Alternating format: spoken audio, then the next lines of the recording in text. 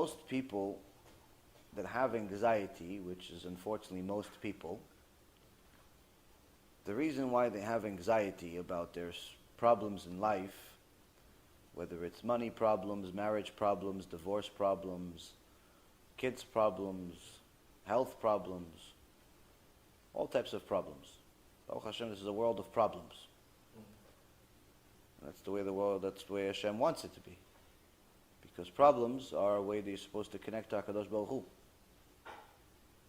But anyway, the reason why there's some people that, most people, they have problems and they get anxious, nervous, depressed. And there's a few tzaddikim that it seems like they don't have any problems until you get to meet them. And you see they actually not only have problems, sometimes they have more problems than most people. But the difference is they treat them differently. They treat the problems differently. They look at the problems differently. Without going in too deep into that issue, one of the reasons is because the overwhelming majority of anxiety that people have is actually about problems they don't have. It's problems they think they will have because of the way things look today. So for example, a person is worried about not having money to pay the rent 2 weeks before the rent is due. So yes, you're right. Today, if the rent was due today, you would not be able to pay it because you don't have the money. But HaKadosh Baruch Hu designed the world in such a way that today you don't have to pay the rent. It's due on the 15th. You still have 2 weeks. That's plenty of time for HaKadosh Baruch Hu to do whatever he needs to do to make sure that the money shows up. That's why the Gemara in Masechet Brachot has Rabbi Eliezer ben Holkinos. Rabbi Eliezer HaGadol says someone that has food to eat today but is worried about tomorrow has problems with emunah, has a tiny little baby emunah. Meaning, this person is worried about something that hasn't happened yet. People are worried about not finding a zivug. Why are they not finding a zivug? Because they haven't found one today. Are you 85 yet? Oh no, you're still 20, you're still 25, you're still marriageable age. You're still, you're still able to function, you're still able to walk, you're still able to see, you're not walking around with a cane. Okay, so the time didn't come. People are worried now, I'm not going to have to do something, Many women come to me asking me the same question. What's the question? Should I freeze my eggs? Should I freeze my eggs? Why? Because unfortunately in this generation, we had a change of ideology and change of perspective of what the position of a woman in the world. Apparently people are convinced that we can bring children to the world without women. So we figured, we don't need the women to bring kids, send the women to work. So the women went to work, and they woke up at 35, 38, 39, 40 years old, and they realized, oh, wait a minute, I've been working for the last 20 years, I still didn't have any kids. I still didn't get married, but I want to have kids because I'm running out of time. Okay, but finding a husband that's willing to have these kids with you is not so simple anymore. Assuming you want a normal husband and not just somebody that, is a roommate. So then they try to look for a zivug, and finding a zivug today is harder than finding a needle in a haystack, because people are crazy, people are obsessive, people are materialistic and consuming. It's hard to find a zivug. The young guys want to get married, but they can't find girls. The old guys that want to get married, but they only want young girls that don't want them. And it's a mishmash of things. They call it a zivug crisis. I think it's a midot and ideology crisis. The point being is that a woman comes to a point where she gets to 38, 39, 40 years old, and she's concerned that she hasn't found a zivug yet, so she asks me, should I freeze my eggs? Why? Because I'm afraid I won't find anybody to have a baby with. Now, you can freeze, you cannot freeze, you can put antifreeze, you can do whatever you want. But in reality, That is anxiety caused by problems that you don't have. Bless you. That is anxiety. You're worried you're not going to have kids. Why? Because you didn't have a husband yet. Why? Because you made certain decisions. Right? Okay, fine. Why? Because you listen to people instead of to listen to HaKadosh Baruch Hu. Okay, fine. Let's try to change strategy. Let's listen to HaKadosh Baruch Hu. See how things change. Now you're going to start looking for a husband? Yes. Okay, good. So that's already good. Now you're going to do mitzvot? Yes. Okay, that's already. We're already at 2 strikes. This is very good. We're going in the right direction. Yeah, but what about the, what about the husband? Hold on a second. If you listen to Hashem, yes. Hashem says, if you follow his Torah, he's going to mizavik zivugim. He's going to bring you somebody. Yeah, but what about the kids? I'm getting old. I'm 40 years old. Old according to who? The same people that gave you the advice not to get married 20 years ago. Obviously, their advice is flawed to begin with. Obviously, their advice is flawed to begin with. Why? Because they depend on nature. Paro depended on nature. That's why Paro lost. The Shnei Luchot HaBrit says that if you notice in the Pesach story that you're going to read soon, you're going to go over the Makot, the plagues. Each one, Trach, destroys Egypt a little bit more. Paro pretends that he's scared, he doesn't want it. Please, please, please, I'm sorry. Stop this plague. But he doesn't do his end of the bargain. And there's another plague and another plague until we get to Barad, until we get to the plague where there's hail. Hail that's bringing hell to earth. That the Midrash Me'am Loeh says that when Hashem stopped it, when Hashem stopped the hail, he stopped it in midair. Why? Because Moshe Rabbeinu was talking to Paro. Paro was crying, please, please, stop this hail that's, ice with lava inside it. Only hitting the Egyptians that weren't scared of Hashem. Stop this. Please, stop this lava everywhere. There's a volcano in every house. Stop it. I'm sorry. Chatanu. We made sins against Hashem. We're Reshayim. We have to do tshuva. Mamash, he did tshuva. So Moshe Rabbeinu screams to Hashem. Hashem stops the hail on the spot.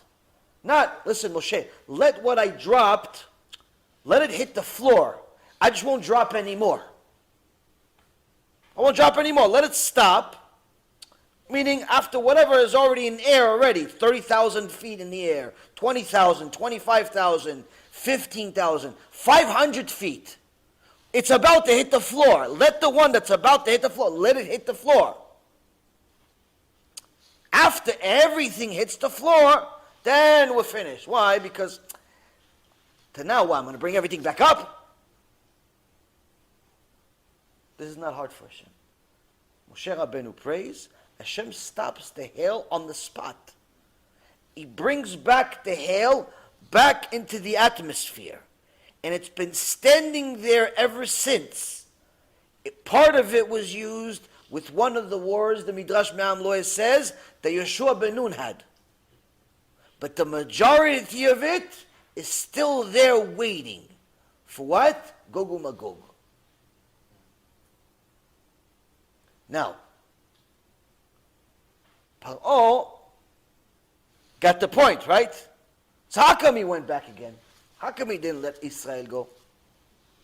How come? How come he didn't let Israel go? Heart was hardened. Heart was hardened. The Shnei Luchot HaBrit says, we have a very interesting halacha that HaKadosh Baruch Hu says in the Torah to Moshe Rabbeinu, this month is your Rosh Chodesh. Which month is he talking about? Tishrei? No. Nisan. But Nisan is not Rosh Chodesh. Nisan is not Rosh Chodesh. Tishrei is Rosh Chodesh, meaning it's the first month of the year. Rosh Hashanah is Tishrei. But Hashem says the first Rosh Chodesh, Nisan, as if it's the beginning of the year. But it's not the beginning of the year, though. But he says, for you, Moshe, is the beginning. Why? Why until this day, the Gemara Masechet Rosh Hashanah says that there's 4 New Years. There are 4 New Years during the year for Am Yisrael. One of them is Nisan. Why? Why is Nisan the New Year for Am Yisrael? Why? Says because when Paro decided that he doesn't want to listen to Moshe anymore, this deal that they had, that he stopped the plague of all this hail and everything, he promised them he's going to free them, and he decided he reneged on a deal. Why did he renege on a deal? Because then his people, his necromancers, told him, listen, Paro, before you free millions of people, think about this. Who's our God? He says, the goat, little goat with the beard, free beard. Gemara says, why does Hashem give the goat a beard? To show you the beard's for free. So now, the goat is our God. He goes, this month, this month is the month of the goat. Arius, that's our sign. Our God is more powerful this month. Our God is more powerful this month, so this month we can beat Moshe Rabbeinu. Paro says, Chazak u'baruch. Moshe, no deal. No deal, Moshe. Why not? Why no deal? I don't need you. I got my God. This month, I got the Arius. This God is the most powerful God. So Kadosh Baruch Hu says to Moshe Rabbeinu, this month is your new year, is your new Rosh Chodesh. Yours, but not his. Yours, Am Yisrael, is where the power is going to be, not their power. Kadosh Baruch Hu specifically made this the month. Why?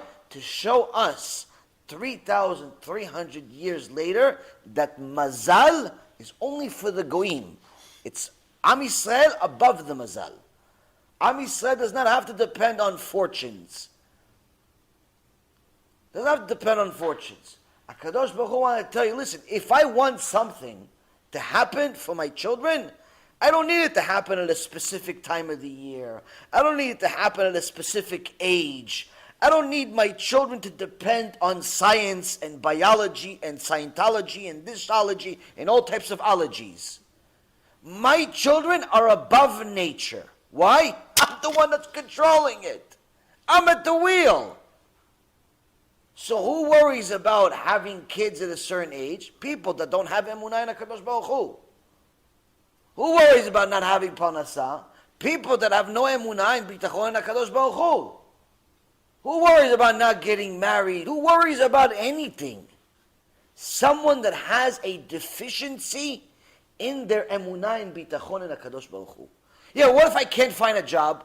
Well, maybe the bigger problem is that you should find God first. Why? Because the job is the least of your problems. The problem is you don't believe in God.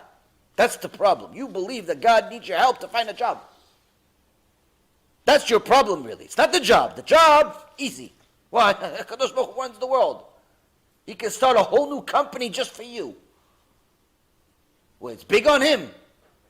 The problem is not the job. The problem is not the zivug. The problem is not the money. The problem is you not believing in God. Just like Paro. So either you put on a nice little uniform like the Egyptians, or get yourself together and start having some emunah. This, Rabotai Yekarim, is a reminder that all of the anxiety we have is simply because we do not believe in HaKadosh Baruch Hu. We don't. We're all liars. We're all fakers. Some more, some less. How do you get emunah? How do you get bitachon? You pass the tests. You pass the tests. First test, stop worrying about stuff That's not a problem currently. It may be a problem in the future, but it's not a problem today. Don't plan for retirement. Don't plan for the future, ancestors, as far as your money and your IRA accounts, your insurance accounts, buying people's, love this life insurance. We used to have a life insurance business. By the way, you should call death insurance. Why? Because the only time you get the money is if you die. And that's only 50-50. Why do they call it life insurance? You're never going to get the money while you're alive. Death insurance should be called, but it's not marketable. You tell people, by the way, sir, when you die, your family's going to get a bunch of money. You're not going to be able to enjoy a penny out of it. And you're going to pay for the whole thing. You're going to pay for the whole thing, but they're going to get the money. What a business. People buy all this insurance because they figure that this insurance is going to protect their family. Not a Kadosh Baruch Hu is going to protect their family. Insurance is going to protect their family. I'm not saying not to buy insurance, but if you really think that your family, all they have to rely on is this insurance, you have a very serious problem that no insurance in the world can fix it. You have no emunah in HaKadosh Baruch Hu. So first things first, Rabotai Karim, stop worrying about problems that don't exist yet. Someone came to Rav Kanievsky. I told him, Kvod Rav, I need some advice. I'm about to retire in a few months, and I have $250,000 in my pension. And I was thinking, I'm going to take it out in one lump sum. I'm going to buy a house at this particular area in Eretz Yisrael. What does the Rav think? It's a perfectly simple question. You would think, yes or no. It's the only options. No, that's not the only options. Rav Kanievsky says to him, come back to me when you actually have the money in your hands. The poor guy, you don't have the... Rav Kanievsky is not sitting with people, having lunch with them for 3 hours. That's not common. So that was the end of the meeting. So the guy now, for the next 3 months, he is doing all types of tshuva. Why? He's like, why is Rav Kanievsky, the Gdol Ador, Sarah Torah, giant of giants, telling me, come to me when you actually have the money in your hand? Does he see through his Ruach HaKodesh that I'm never going to get the money? That in reality it's all Ponzi scheme? That in reality we're going to lose the money a day before I retire? That in reality I'm going to die before I'm never going to see it. I'm going to die. Like, poor guy, misken, 3 months, he is doing all types of tikkunim. Why? He has no idea what's going on. Why the Gdol Ador, the biggest rabbi in the world, is telling me, come to me only when you have the money in your hands. Is he implying I'm not going to have it in my hands? Maybe I'm not going to have hands. As you would know it, 3 months later, on the clock, company says, bye-bye, writes him a check, here's your pension check. Enjoy your life, sir. He's relieved. He runs to Rav Kanievsky. Kvod Rav, I got the money. Okay. No, okay. So should I buy it? What? The house. Oh yeah, you should buy it. That's it? Yeah, buy the house. Nothing else? No, just buy the house. What's the problem? What do you want? Chidush?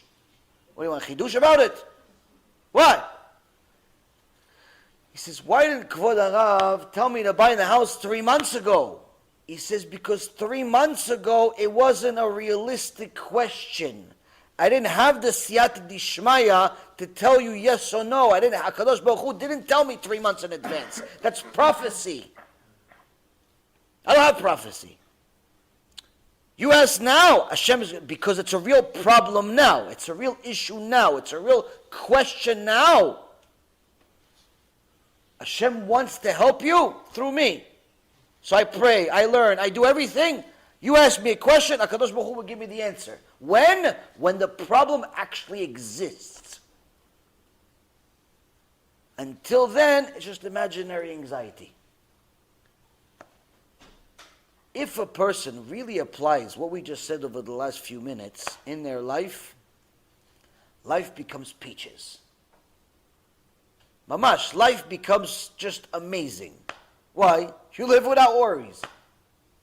Until it's necessary to worry. And even then, if you have enough emunah during the other times, where you're not just suffering quietly, when there's really things that are problems, you know that the same HaKadosh Baruch Hu that helped you all these other times will help you today also.